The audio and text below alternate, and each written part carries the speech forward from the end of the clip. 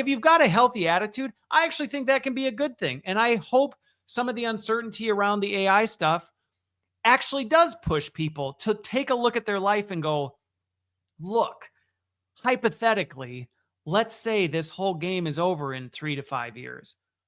Would you be making the same decisions you're making today if that were the case? But the unfortunate part is, it shouldn't take a potential AI apocalypse for us to have to do that. Because the reality is, put AI stuff off the table, put that stuff over here and say, all right, let's pretend that didn't exist.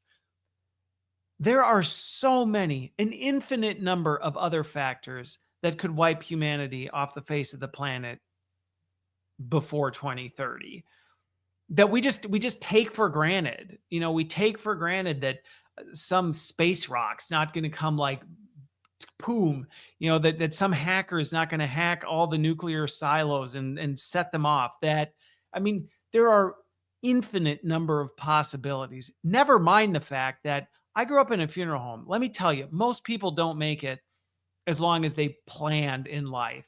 And many people tragically don't wake up the next morning and they were convinced they had another 30 years type of a thing. So while I recognize and in some ways appreciate the fact that this AI thing is stirring people a little bit to look in the mirror and go,